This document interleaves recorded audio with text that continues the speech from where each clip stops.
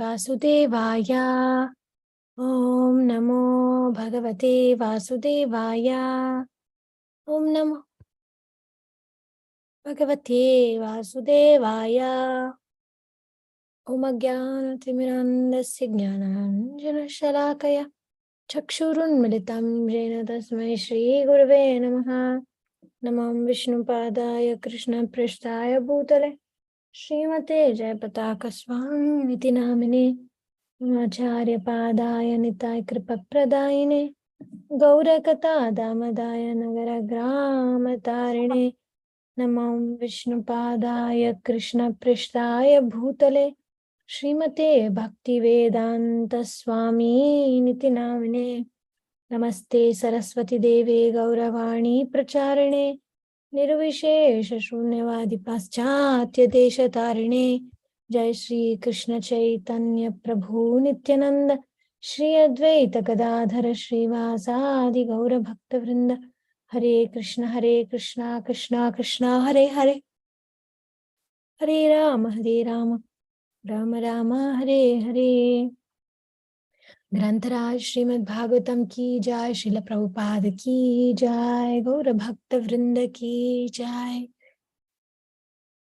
We're continuing Dhruva Maharaj's further success into his devotional service, and we just saw that Kubera, the god of treasure, he was giving benediction to Dhruva Maharaj because of his humility. He said, "What would you like?" And Dhruva is pondering that he doesn't want to ask something material, it would be foolish. And he had already learned that lesson when he was a child. So now Dhruva Maharaj is speaking. Rajeshwari Radhika Mataji, would you like to read?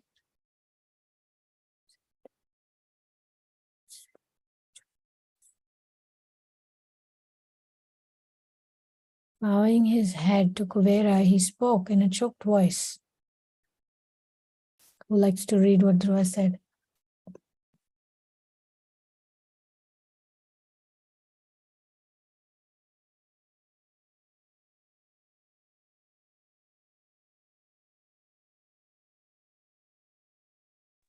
Hare Krishna Mataji, I can read. From where I have to read? Yeah. I desire unflinching faith. Okay. I desire unflinching faith and remembrance of Krishna in all circumstances, for this alone can deliver one from misery. Kubera held up a hand in blessing. So be it. The god then left and Dhruva, ascending his chariot, headed back to his capital. The mid-morning sun shone through the tree branches, its golden rays dancing on the lake's ripples. Rainbow-colored fish darted about in the water, playing among the stems of bluish lotus flowers. Vidura and Maitreya sat near the lake, fully absorbed in their discussion. What did Dhruva do then? Asked. Okay, let's pause. I desire unflinching faith and remembrance of Krishna in all times. Basically, what Rupa Goswami says, right? Always remember Krishna and never forget him in any circumstance. And unflinching faith means everything that's happening is according to Krishna's will. If we could have those two things, nobody and nothing can make us disturbed. Please continue.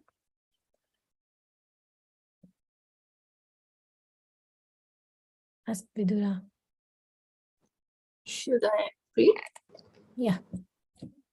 Maitreya said, for the duration of his reign, Dhruva performed many great ceremonial sacrifices to please Lord Vishnu, who is the enjoyer of all sacrifice and the awarded of all benedictions, as well as carrying out such neely duties. Dhruva engaged constantly in hearing and chanting about Krishna. Each day he would sit down with the court Brahmins and hear recitation of the Lord's pastime. His mind became fully absorbed in thoughts of Krishna, and he saw him everywhere. Thus, by Krishna's grace, both he and his citizens were always protected. Dhruva perfectly followed religion principles by honoring saintly persons and providing abundant charity to the poor and needy. The people saw him exactly like a loving father. He ruled for 36,000 years. When sense enjoyment came to him, he realized he was merely diminishing the reactions of his past pious acts. In order to burn off the results of any past impiety, he voluntarily engaged in austerities. Thus, although Dhruva's senses were perfectly controlled in order to discharge his daily responsibility, he spent many years performing religious duties. As a result, he enjoyed economic prosperity and all his material desires were automatically fulfilled. Despite his worldly opulence, as soon as his son reached maturity, he gave him charge of the kingdom and retired. Vidura said, how did he remain detached in the midst of such affluence? Okay, we'll pause there. So Dhruva Maharaj, it's not that he didn't have Vegam, Vacho Vegam, Manasakaro, the Vegam. It's not that he didn't have temptations or material desires. They were there, but he didn't pay attention to them. He rather focused his mind on austerities. And then he focused on his duties. Then in that way, many, many years he spent in those religious duties. And the power of performing duties is that, you see, he enjoyed economic prosperity and all his material desires automatically they got fulfilled. If we instead try to achieve economic development and focus only on that, we'll waste time and we cannot achieve Krishna Prema, devotional service. But if we focus on devotional service, we get everything. It's the same with chanting of the holy name. When we chant the holy name, we get everything. Everything can be gotten just by the chanting of the holy names. There's nothing that cannot be achieved. So that's the opposite of material and spiritual. Materially, when we engage our senses and our mind in a pursuit, it will only be for that particular pursuit, which will be temporary, which will be lost, and which will only most of the time give us misery. But if we focus on devotional service, we get spiritual also, we'll get material also. Such a clever investment, right? We should make immediately, and then also the material desires will be taken care. Krishna will say, oh, okay, you had also that desire, okay, here it is. But we will not become dependent on that material desire, but become dependent on Krishna rather. So nice process of Krishna consciousness is meant to save us. It's not meant to punish us like sometimes we may think or feel, oh, all these rules and regulations are meant to curb my freedom or to make me suffer. God wants to see me suffer. It's not like that. God wants to see us happy and free. And this is freedom. When we don't depend on material desires, it's freedom. But then Krishna can give that anyway. Mataji, it is a material desire, not material opulence, isn't it? Because see, Haridas Thakur case, who went to Jagannath Puri to get the chandan? I forgot the name. Madhavendra Puri and all this, even the Shad Goswamis and everyone, they don't have like material opulence, but material desire, you mean? Yeah, the desire were automatically fulfilled. It maybe sometimes we have hidden something, agendas in our mind, but we are practicing Krishna consciousness. So maybe Krishna knows all those hidden things. See, because Dhruva wanted the, big kingdom before and then he performed, then he doesn't have that much of interest, but still that inside it was there. That's why he had like children and all, and the family life and everything. Yeah, it's not either or. When we're devotees, it's not that either or. It will be there, but Krishna can give us, okay, if he wants to give us good family life, fine. If he doesn't give us, it doesn't matter, like that. We just focus on ultimate goal. I was thinking, we may get attached to certain people, We may, like we in the younger years, we may fall in love and we may have all these fantasies of romance.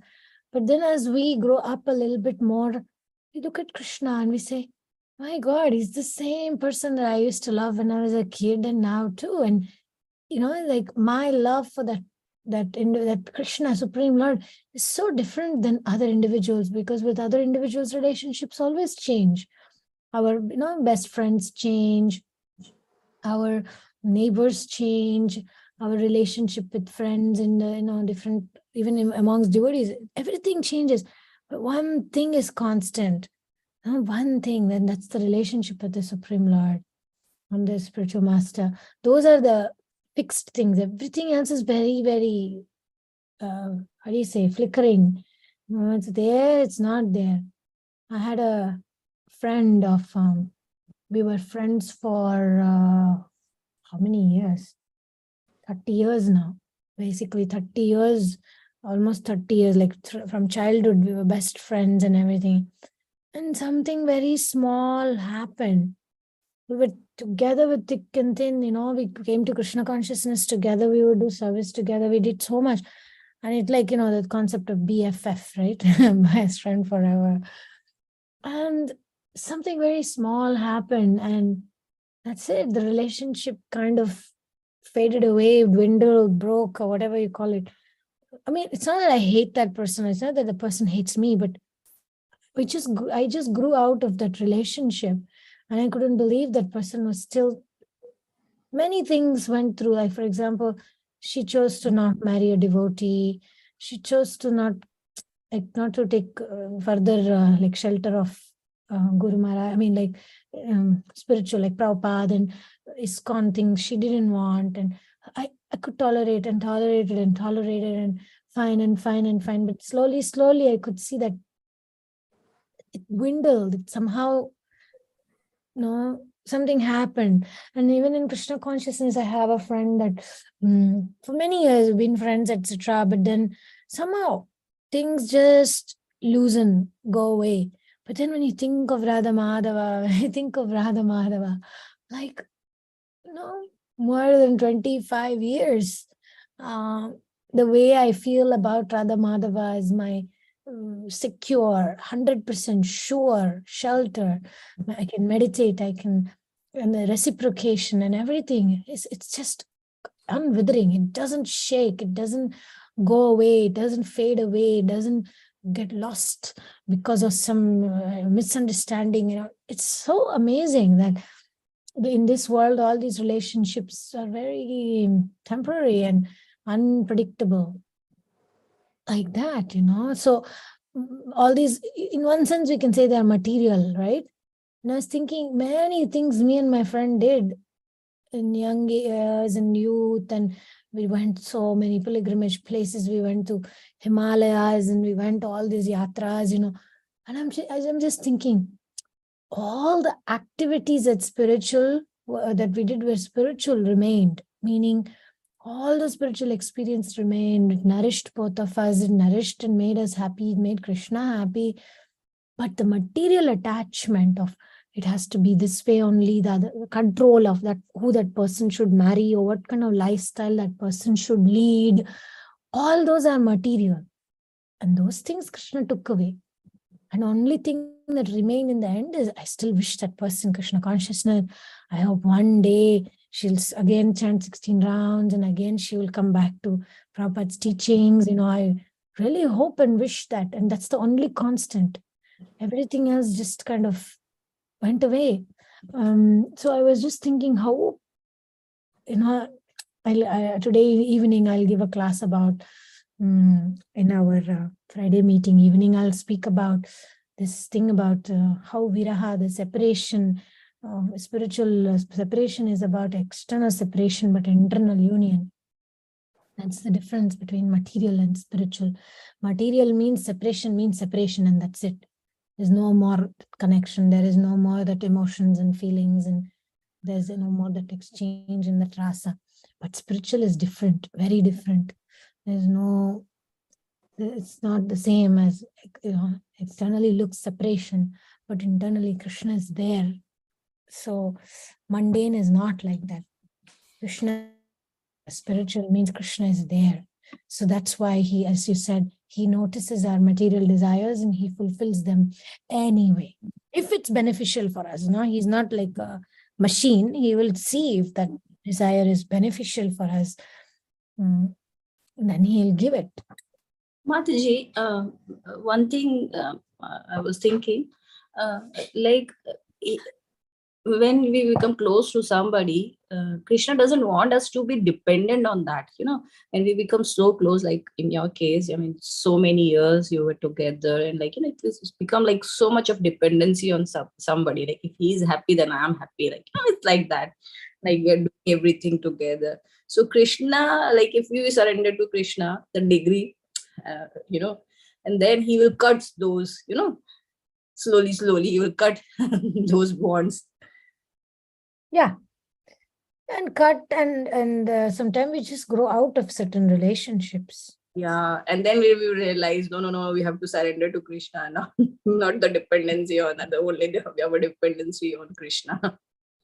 In few days I cried and whatever, but still I could feel that it was time to move on, and I was not letting go, like many decisions, like we found devotee husband, potential husband, but she wasn't interested, and so many compromises, and then at one point the realization came that no, this is something, no, that person has chosen a different path, and I can wish well, but we were literally like twin sisters through childhood and school and college. We went to the same school, the same college, like twin sisters almost. And so it was quite difficult, that separation, and that too, it was over something very trivial, it was something over money. And it was really hurtful that such a small thing, could hurt me so deeply. But as you said, when the attachment is deep, then the small things also can hurt us very badly, very badly. If it was somebody else, there would not be so much hurt. But then when somebody who was so close, so much together for everything, and that person had served me a lot, served law in many ways, and but when the time came, Krishna said, grow out of this situation like that. How is like? Is she It's hard to make peace. Sorry, Sorry. is she happy now?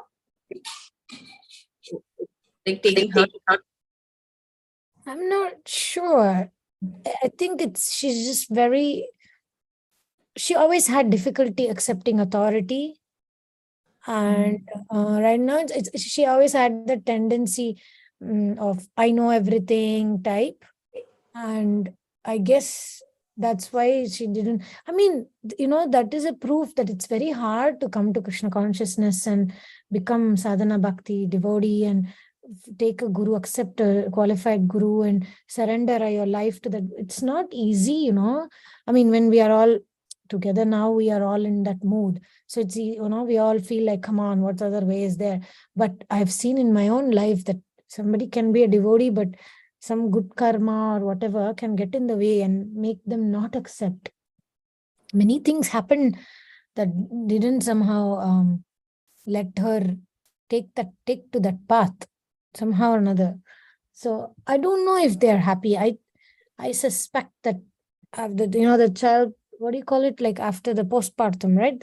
After the children are born, something happens to the woman. I think that also changed her drastically. She teaches the kid shlokas and all that, but the Gaudiya Vaishnavism thing, she kind of gave up. She doesn't even wear Tutsi Kantimala. She used to wear in the beginning, and then she gave up wearing that. And, like that, she doesn't even offer food. For somebody who was a practicing devotee, she was more strict than me. That's a funny thing. She learned many things before me, Tulsi Artik, Shikshashtakam. She only taught me how to pronounce, because when we were kids, she was studying Sanskrit. And so she taught me how to pronounce those shlokas and all. But then, yeah, she was very strict. She will not eat in the restaurant. She'll not eat here and there. when we were young and all, I would eat in college canteen, but she was very strict. I remember we took shiksha together, like shiksha, the shiksha levels now. Then when we were taking 8 rounds, we went to this canteen, they put onion, garlic and everything. And then we decided this will be our last. That was our last onion based meal, or whatever you call it. We went together and we said, okay, this is our last, and after this, for life, we will not touch onion and garlic. That she's kept to it, that she's kept to it. She didn't break that. But offering of prasad, I think it's hard also with the family and, like in-laws. I don't know. I can't judge the person, but I wouldn't say she's happy. That's what I'm saying. She's not happy because, I'm saying she gave up, Krishna consciousness, chanting 16 rounds. It's not that, I'm not saying that if we don't chant 16 rounds, we are lost. I know some devotee friends who couldn't chant during their pregnancy, and when the childbirth happened, that's okay. But the desire to want to practice sadhana bhakti, that when it goes away, it's hopeless. And I think it all boils down to Sangha. She lives in Bangalore, okay, there's so many devotees, but I am sure that Krishna has a plan for her. She'll come back. Anyway, that's my hope. It's true. It's if we have done little bit for Krishna, he never forgets. He is his plans, like how he will take her back. Absolutely. She's done so much service for Balaji. In childhood, we lived near Balaji temple. So when I got married and I came to Mayapur, she still remained there near the temple for many, many years. She served the deities like anything, garland seva, lamp seva, cleaning seva, many, many, many services she did for the deity. And no wonder she got a good husband, a good child and everything. She's got it. Like all the material desires were fulfilled by doing devotional service. As I said, we don't know Krishna's timing. Sometimes we are a little bit stubborn. We go away. That story I told once. So there was this guy who was living in Hare Krishna temple, and he didn't like 2 things. He didn't like waking up early in the morning, 4 o'clock for Mangalarti. He hated it. And he hated the fact that he couldn't use toilet paper and he had to use just Then one day he left, He left Krishna consciousness because it was too hard to do those things. Then one day he ended up working a job, 3 a.m., he was looking at the time, and the truck comes with a load of toilet paper. The truck opens and all this toilet paper falls, and then he has this kind of a deja vu, like an experience of like, what the heck am I doing? Why did I leave Krishna consciousness? What am I doing here with toilet papers at 3 a.m. in the morning? I'd rather be singing Mangalarti in the temple. He came back and he joined, and he's a very sincere devotee. So sometime now Krishna says, oh, you have a material desire. Okay, I'll make sure that you will realize that material desire is exact opposite of what you want. We don't know what we want. That's the point. In Dhruva's case, he saw Krishna face to face. He got benediction from Kuvera. Like that, and then therefore he was able to control his senses and somehow manage. In our cases, we don't know when to get angry, we don't know when to be calm, we don't know when to compromise, we don't know anything. That's why we completely like a baby, we depend on the Lord. Yeah, we are given sometimes, as Krishna gives us situations to appreciate something more. For example, for me, friendship has been very important factor in my life. And like you said, there was dependency in that area. And Krishna said, like, okay, don't depend on the friendship, depend on why you want friendship. And then I started, during the time that I broke off with that best friend of mine, now I'd say she's a friend. She's not a best friend anymore. A friend who has been very nice to me always, like that. So now I would say this Krishna connection support groups I started when I was going through that pain of separation from the friend. I started this group with the aim that we will support each other. And what's the way to support each other? To study Shastra, to share realizations, and to not become dependent on one person, but to depend on the experience of the Sangha, to depend on the experience of what Krishna Katha can do in the Sangha of like-minded people.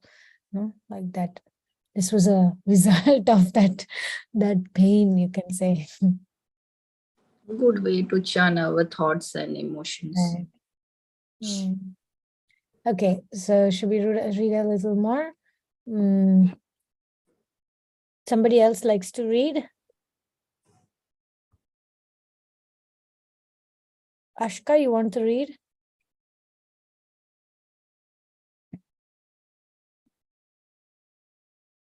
Mataji, you want to continue? Rajeshwari Radhika Matri? Or maybe Snehavati Yes, Mataji. Gandhika? Okay. Okay, Ashka, go ahead. From where, Mataji? First, Maitreya. Maitreya said Dhruva was not bewildered because he knew everything. Here is a Phantasmagoria. phantasmagoria. Mm. Uh, Phantasmagoria means, something something very impressive, but something that will fade away. So like these crackers, when you burst out in the sky, you see that, wow, what a phantasmagoria, like, whoa, something amazing, something awesome. Mm. Created by Krishna's illusory energy, knowing the ephemerality of this world, he was detached from his own body.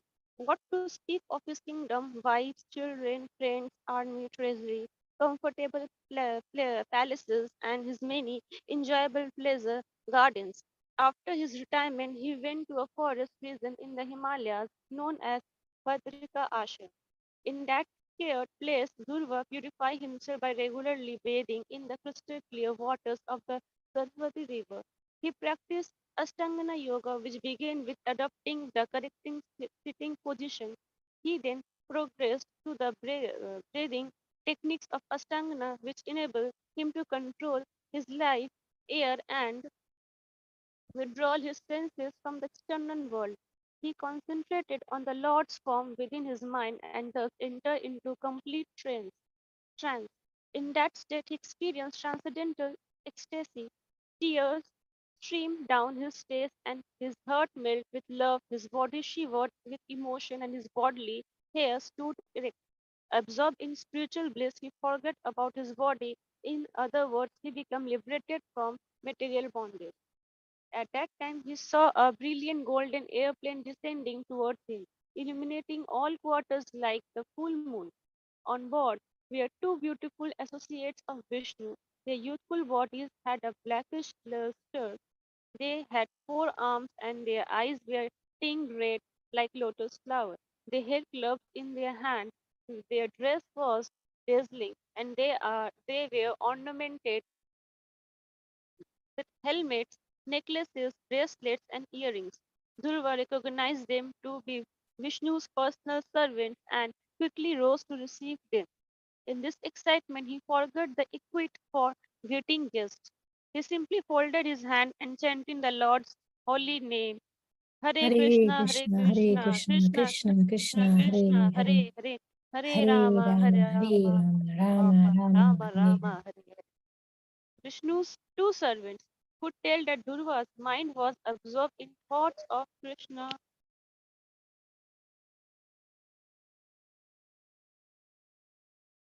They smiling, smilingly approached him as he stood with folded hands and bowed head and said, Dear King, we are Nanda and Sunanda who wait upon Lord Vishnu's lotus feet. We know that even at the stage of 5 you satisfy our Lord by your strict yoga practice.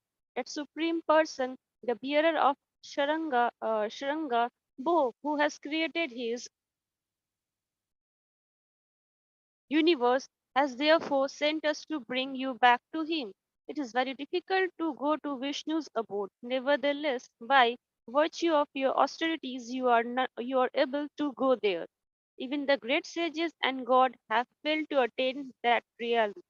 Indeed, just to get a glimpse of the supreme abode. The sun, moon, and other planets circumambulate it continuously. Lord Vishnu invite you to come here. Okay, we'll Dear pause there Dhruv, for today. We'll pause here for today and then we'll continue tomorrow. So the question, Rajeshwari Radhika Mataji, see, he went to the Badrikashrama for different reasons. By the way, even right now as we're speaking, Madhvacharya and Vyasadev, they're sitting in Badrikashrama, the Himalayas, and still discussing Bhagavatam, preparing. Madhvacharya is going to become the next Brahma. So he's waiting for the time. So yeah, those holy places are the way to leave to Krishna's, to the spiritual world. So Dhruva Loka he's going now. He's going to the spiritual world. He right now in this airplane and everything that's being prepared, that's where he's going. He's getting by. He is able to go with the same body, with the same material body. He went back to Godhead. Very different. That's what was his benediction when he did those austerities. That's the benediction he got, that he'll be able to go to the spiritual world with the same body. So he went there to Himalaya to like kind of board the flight. You may ask, but why I should go to the airport to leave? Because the airplanes come there. So there's like spiritual airports. So certain destinations like the holy dhams, they are like the airports to take the flight to take off to the spiritual destination. Okay. Actually, from today, I am also thinking that since yesterday's Bhagavatam reading, I got inspiration that we should do this remedy mantra. Like it's said in the Bhagavatam that we do so many offenses to the deities, to the devotees, and all this. And there are some remedies to fix that. And one chapter of Bhagavad Gita, Vishnu Sahasranam, these are the remedies. So I want to do Vishnu Sahasranam every day. Takes 20 minutes exactly. For me when I chant alone, but I'll share the screen and I'll do it after Rasastali Mataji can share the japa affirmations, and that it can be applied also to Vishnu Sahasranam, because these are also japa, the holy names of Vishnu. So we will start from today 1008 names of Krishna. This was spoken by great devotee Bhishma Dev, and Bhishma Dev is pure devotee, is Mahajan. And these holy names I have studied this from childhood. These are astrological remedies. If we chant these mantras every day, if you can listen and chant, read or chant, this will be so protective. Like you will be protected from curses and astrological influences. You will be protected from envy and greed and all the anarthas. It will open up the doors of devotional service to a very great degree. So we'll start that in 5 minutes. And meanwhile, Rasastali Mataji, can you please do a japa affirmation, select one of your favorite ones, and I'll prepare the file to share the Vishnu Sahasranam. For those of you who like to stay, you don't need to stay. You can leave. I have a question for all of you. Should we record this Vishnu Sahasranam thing also? Because for some of them, they may watch later. Yes, Mataji, I think You should record it with the same Bhagavatam thing, or we should disconnect and record another one. I think another one, right? I should make a playlist of the recitation for those who like to listen a little later. Yes, Mataji. And for those of you who don't know these mantras, it's best you can learn it slowly as we're reading it. It will come. And I'm very happy to do this, and it's all because of Bhagavatam, because it's yesterday in the Bhagavatam verses only it came that we should do this as a remedy. Rupa Goswami says that we make offenses, this will be our cure. So Rasastali Mataji, it's all yours, and Yes. I'm going to prepare 5 minutes. Yeah. I get to chant, I want to chant, and I love to chant. Often we begin a japa, we don't feel inspired to chant. We would rather be doing something else, or we feel that it's going to be difficult or boring to chant, fearing we won't be able to control our mind. In other words, we may fear that our japa session is going to be a struggle. If our chanting is not generally good or has not been good recently, these thoughts are likely to haunt us. We may not even realize we are thinking this way. But before beginning japa, notice if there is a subtle voice that sometimes says, "Oh no, here we go again." Now we might say, "I feel this way sometimes." But how is saying, "I get to chant, I want to chant, and I love to chant" going to make a difference? My belief is that fundamentally we do love to chant, we do want to chant, and we do view japa as a special blessing. In the many workshops I have done, I have asked devotees, what would your life be like without the holy name? What if you were prevented from chanting? How would you feel? When asked these questions, everyone says, "That would be horrible." This means at heart we all want to chant. We appreciate the holy names and we see chanting as an opportunity rather than a burden. So, on a deep level, we do want to chant. We made a commitment to chant. No one forced us. We wanted to become purified and closer to Krishna. When we chant properly, we love chanting, and we love the effects of chanting even when chanting is difficult. Connect to the holy names on this level. Realize that we really do want to chant, get to chant, and love to chant, even if we don't always consciously feel that way. This affirmation can connect us with our natural desire to chant. Many devotees have told me that just saying this affirmation before they begin chanting has a tremendously positively effect on their japa. I know it might sound strange that a few words could make that kind of difference, but they are not just saying the words, they are connecting with their desire to chant and bringing their conscious mind to this awareness. This affirmation will remind us that we really do appreciate chanting. Just by saying, "I get to chant, I want to chant, and I love to chant," we alter our attitude towards the holy name and thus alter our experience. In addition to beginning our japa with this affirmation, we were losing our connection or are getting bored or distracted while chanting. Then this affirmation is a very powerful way to reconnect to the holy name. It is a reminder of how important japa is to us. As we cite this affirmation, we affirm to ourselves that we appreciate the holy names and the rare opportunity we have to chant. Hare Krishna. Jai Nitai Gaur Premanande. Harinam Sankirtan ki jai. We get to Jai. chant. I get to chant. I want to chant. And I love to chant. Jai.